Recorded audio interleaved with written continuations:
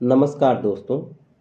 आज के इस वीडियो में हम बात करेंगे स्टे ऑर्डर क्या होता है और स्टे ऑर्डर से जुड़े सभी जानकारी के बारे में इस वीडियो में बात करेंगे। वीडियो को शुरू करने से पहले अगर आप हमारे वीडियो पे पहली बार विजिट किए हैं तो हमारे चैनल को सब्सक्राइब करें और अपने दोस्तों के साथ शेयर करें। दोस्तों, स्टे ऑर्डर एक प्रसिद्ध शब्द है। जहाँ कहीं भी किसी भी अचल संपत्ति से जुड़े विवाद को लेकर बात होती है, वहाँ स्टे ऑर्डर शब्द बातचीत के दौरान इस्तेमाल किया जाता है। इसीलिए कहा गया है कि स्टे ऑर्डर शब्द अत्यंत प्रसिद्ध शब्द है। इस वीडियो के अंतर्गत स्टे ऑर्डर क्या होता है और यह किस कानून के अंतर्गत आता है तथा ऑर्डर का जो पालन नहीं करता है उसके बारे में क्या होता है उसके साथ, उस सब सारी चीज़ों को इस वीडियो में बताया गया है। दोस्तों, स्टे ऑर्डर के बारे में हम सर्वप्रथम बात करते हैं। तो स्टे ऑर्डर एक आम बोलचाल का शब्द है। कानूनी रूप से इसका नाम अस्थायी निषेधाज्ञा या फिर स्थगन आदेश है। यह न्यायालय का दिया हुआ ऐसा आदेश होता है जो किसी कार्रवाई को त्वरित रूप से रोक देता है और ऐसा आदेश एक अनिश्चित समय के लिए होता है। परंतु यदि न्यायाधीश द्वारा ऐसे आदेश को दिए जाते समय अनिश्चित समय का उल्लेख नहीं किया गया है, तब वह आदेश 6 माह के लिए ही होता है।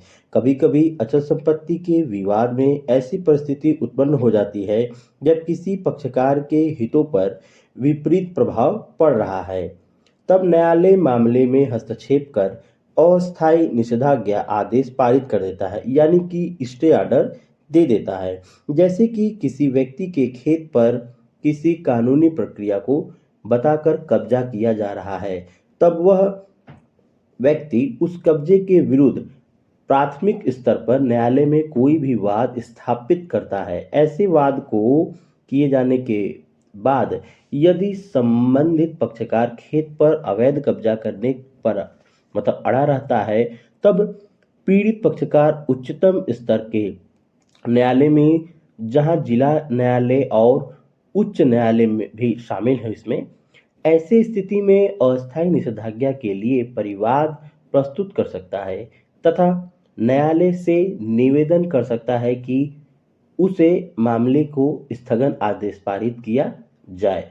दोस्तों, जो ऐसा कोई अगर मामला होता है, आपके भूमि पर, आपकी ज़मीन पर, आपकी किसी भी अचल संपत्ति पर कोई व्यक्ति कब्जा करता है या फिर जबरन उस पे कोई निर्माण कार्य करता है, तो आप जिला स्तर पर या उच्च न्यायालय पर जाकर आप स्टे ले सकते हैं।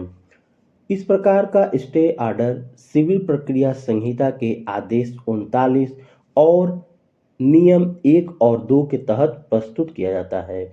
इस आदेश 39 के अंतर्गत इस बात का उल्लेख किया गया है कि यदि कोई पहले से चल रहे मुकदमे में या फिर नए लाए गए मुकदमे में ऐसी परिस्थितियां उत्पन्न हो गई हैं कि जिस व्यक्ति के पास कब्जा है उस व्यक्ति से कब्जा छीना जा रहा है, अवैध कब्जा प्राप्त किया जा रहा है या उसकी भूमि में घुसपैठ की जा रही है, अथवा प्रतिवादी या वादी को वाद में विवादग्रस्त जो वाद है उसमें विवादग्रस्त किसी संपत्ति से बेकब्जा करने की या वादी को उस संपत्ति के संबंध में अन्यथा क्षति पहुंचाने की धमकी देता है, तब वह व्यक्ति जिला न्यायालय और उच्च न्यायालय दोनों में से इस प्रकार का स्टे ऑर्डर के लिए एप्लीकेशन लगा सकता है।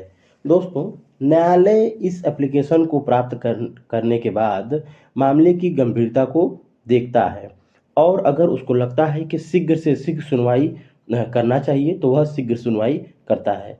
यदि कोई मामला अत्यंत गंभीर है तो उस मामले में 102 दिन के भीतर ही सुनवाई हो जाती है।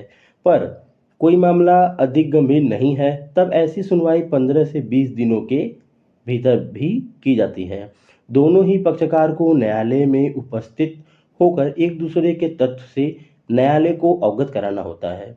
कभी-कभी न्यायालय केवल पीड़ित पक्षकार को ही सुनती है और दूसरे पक्षकार को एक्स पार्टी कर देती है। दोस्तों, और इस प्रकार एक्स पार्टी करके मामले में आदेश पारित किया जाता है दोनों ही पक्षकार को सुनने के बाद न्यायालय कब्जे से संबंधित सबूतों को देखती है, वाद से संबंधित सबूतों को देखती है, उसके बाद अपना आदेश पारित करती है। दोस्तों, यहाँ पर आवश्यकता अगर नहीं है कि न्यायालय हर मामले में ही देखो दोस्तों, ऐसा है कि जैसे कोई भी मामला है तो ज़रूरी नहीं है कि न्यायालय हर मामले में ही स्टे प्रदान कर दे। दोस्तों, जहाँ उसे लगता है कि यह स्टे प्रदान यहाँ पे स्टे प्रदान करना चाहिए, निषेधाज्ञा आदेश जो है निषेधाज्ञा प्रदान करना की आवश्यकता है, वह न्यायालय किसी प्रकार का स्टे प्रदान जब लगता है कि यहाँ प्रदान नहीं करना चाहिए तो वहाँ प्रदान नहीं करता है। दोस्तों, इस चीज़ों को एक उदाहरण के माध्यम से हम समझते हैं दोस्तों। एक उदाहरण के माध्यम से स्टे ऑर्डर का जो समझ सकते हैं हम लोग, जैसे कि कोई मंदिर है दोस्तों, तो वह मंदिर पर पुजारी का कब्जा है। पुजारी का कब्जा पिछले 75 वर्षों से है। दोस्तों, जब पुजारी 75 वर्षों से उस भूमि पर या फिर वो मंदिर के प्रांगण में रह रहा है, उस पुजारी का यह दावा है कि वह जगह मंदिर की नहीं बल्कि मंदिर की देखरेख करने के बदले में किसी समय के शासक द्वारा वह जमीन उस पुजारी को पुरखों को उसको दे दिया गया है। इस प्रकार से वह जमीन पुजारी के पुरखों का मेहनताना है, जो उस मंदिर की देखरेख करने के बदले मिला है। अब यदि सरकार किसी कानून के माध्यम से मंदिर को अपने कब्जे में ले लेती है और उस जगह पर जिस जगह पर मंदिर के पुजारी का कब्जा है, यह दावा करती है कि वह जगह है मंदिर की है, इसीलिए हम जगह पर भी कब्जा लेंगे और अपने अधिकारियों को भेजकर मंदिर की जगह वह अपना कब्जा स्थापित करने के लिए पुलिस को, फोर्स को, जो भी है उनको ला देती है। ऐसी स्थिति में पुजारी को पहले अपना वाद स्थापित करना होगा। दोस्तों, यहाँ जो वाद पुजारी अपने कब्जे में और अपने हक के लिए प्रस्तुत करेगा, इस वाद को प्रस्तुत करने के बाद वह न्यायालय से स्टे ऑर्डर प्राप्त कर सकता है।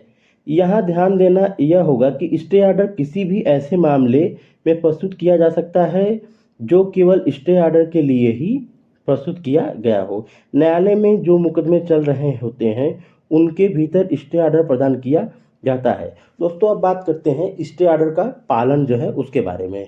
तो दोस्तों, न्यायालय जब कभी किसी मामले में स्टे ऑर्डर देता है, तब इस प्रकार के ऑर्डर का पालन करना पक्षकारों पर बाध्यकारी हो जाता है। किसी भी स्थिति में ऐसे ऑर्डर का पालन करना ही होगा।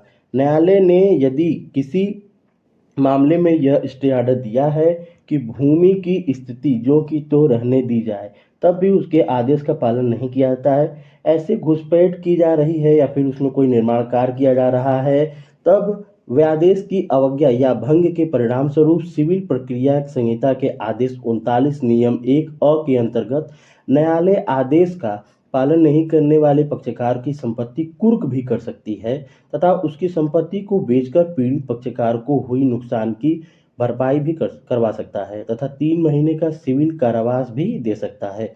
तो दोस्तों, आज की वीडियो में आपने जाना स्टे ऑर्डर क्या होता है, स्टे ऑर्डर से संबंधित सभी जानकारी के बारे में। अगर आपको यह वीडियो अच्छा लगा तो इसे लाइक कीजिए, अपने दोस्तों के साथ शेयर कीजिए और अगर आपने अब तक हमारे चैनल को सब्सक्राइब नहीं किया है तो चैनल को सब्सक्राइब करें, ताकि इस तरह के नए नए वीडियो रोजाना सबसे पहले आपको प्राप्त होते रहे। धन्यवाद दोस्तों।